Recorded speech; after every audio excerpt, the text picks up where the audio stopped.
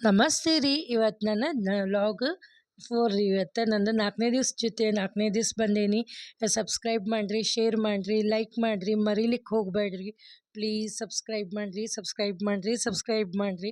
ಬೆಳಗ್ಗೆ ಎದ್ದು ಕೂಡಲೇ ತುಳಸಿಗೆ ನಮಸ್ಕಾರ ಮಾಡಿ ಸೂರ್ಯಗೆ ನಮಸ್ಕಾರ ಮಾಡಿ ಫಸ್ಟ್ ನಾನು ಹೇಳಿದ್ದೆ ಅಲ್ರಿ, ನಂದು ಅದೇ ಕೆಲಸ. ಆಮೇಲೆ ಒಳಗೆ ಅಡುಗೆ ಮನೆಗೆ ಫಸ್ಟ್ ಮುಗಿದ ಕೂಡಲೇ ಅಡುಗೆ ಮನೆಗೆ ಹೋಗ್ತೀನಿ. ಇವತ್ತು ಭಾಳ ಕೆಲಸ ಇದ್ರಿಕಿಲ್ಲ, ಅಡುಗೆನೂ ಭಾಳ ಇದ್ರಿಕಿಲ್ಲ. ಹೀಗಾಗಿ ಸ್ವಲ್ಪ ಸೊಕೋಶಿ ಕೆಲಸ ಮಾಡ್ಕೊಂಡು ಅಂಥೇಳಿ ನಿಧಾನಾಗಿ ಮಾಡಿದೆ. ಆದರೂ ಆ ಟೈಮಿಗೆ ಬೇಗ ಲಘು ಕೆಲಸ ಮುಗ್ದೇ ಹೋಯ್ತು ರೀ. ಸೊ ಮೊದಲು ಬಿಸಿನೀರು ಕಾಯ್ಲಿಕ್ಕೆ ಇಟ್ಕೊಂಡೆ. ಬಿಸಿನೀರು ಕಾಯ್ತನ ಅಂಥೇಳಿ ಮಗಳಿಗೆ ಖಾರದ ಪರೋಟ ಮಾಡಬೇಕಾಗಿತ್ತು. ಹೀಗಾಗಿ ಮಗಳಿಗೆ ಖಾರದ ಪರೋಟ ಅದ್ರ ಜೊತೆ ಕಾಂಬಿನೇಷನಾಗಿ ಕೊಬ್ಬರಿ ಚಟ್ನಿ ಮಾಡಿದೆ.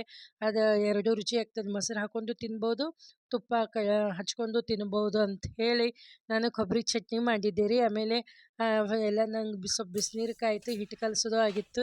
ಆಮೇಲೆ ಬಿಸಿನೀರು ಕಾಸ್ಕೊಂಡು ಒಂದು 10 ನಿಮಿಷ ನನಗೆ ಬಿಸಿನೀರು ಕುಡಿಲಿಕ್ಕೆ ಬೇಕಾಗ್ತದೆ. ಸ್ವಲ್ಪ ರೆಸ್ಟ್ ತೊಗೊಂಡಂಗೂ ಆಗ್ತದೆ. ಎದ್ದು ಕೂಡಲೇ ಕೆಲಸ ಮಾಡ್ಲಿಕ್ಕಾಗಲ್ಲ.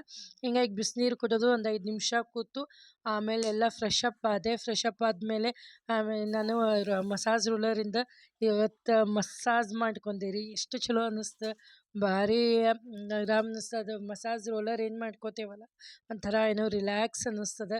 ಒಮ್ಮೆ ನೀವು ತರಿಸಿ ಟ್ರೈ ಮಾಡಿ ನೋಡಿರಿ.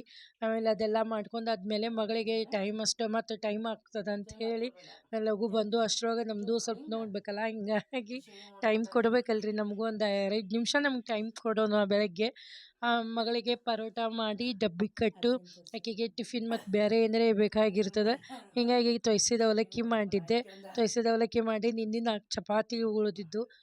ಏನು ಮಾಡ್ಬೇಕೋ ಇವತ್ತು ಯಾರು ಮತ್ತು ಮಧ್ಯಾಹ್ನ ತಿನ್ನೋದಿಲ್ಲ ಅಂಥೇಳಿ ಸ್ವಲ್ಪ ಚಪಾತಿಗೆ ಬಿಸಿ ತುಪ್ಪ ಹಾಕಿ ಸ್ವಲ್ಪ ಬಿಸಿ ಮಾಡಿ ಅದನ್ನ ಮಿಕ್ಸರ್ ಮಾಡಿ, ಸ್ವಲ್ಪ ಬೆಲ್ಲ ಅದನ್ನ ಮಿಕ್ಸರ್ ಮಾಡಿ ಶೇಂಗಾ ಹುರಿದು ಹಾಕ್ಕೊಂಡು ಕಸಕಸಿ ಪುಟಾಣಿ ಅದು ಎಲ್ಲ ಹಾಕಿ ಉಂಡೆ ಕಟ್ಟಿದೆ ರೀ. ಅದು ನನಗೆ ಉಂಡೆ ಕಟ್ಟಲಿಕ್ಕೆ ಬರೋದಿಲ್ಲ ರೀ. ಮೊದ್ಲು ನನಗೆ ಯಪ್ಪ 4 ಅವು ಆಗಿದ್ದ 5 ಉಂಡೆ ಆಗಿದ್ದು ರೀ.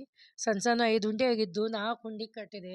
5ನೇ ಉಂಡೆ ಕಟ್ಟಲಿಕ್ಕೆ ಬರುವಾತ್ರಿ. ನನಗೆ ಒಟ್ಟು ಅಷ್ಟು ಇದಾಯಿತು ಬೆಳಗ್ಗೆ. ಆದರೂ ಹೆಂಗೋ ಮಾಡಿದೆ. ಅವಲಕ್ಕಿ ಇದು ಎಲ್ಲ ಆಯಿತು. ನಂದು ವಿಡಿಯೋ ಲೈಕ್ ಆಗಿತ್ತು.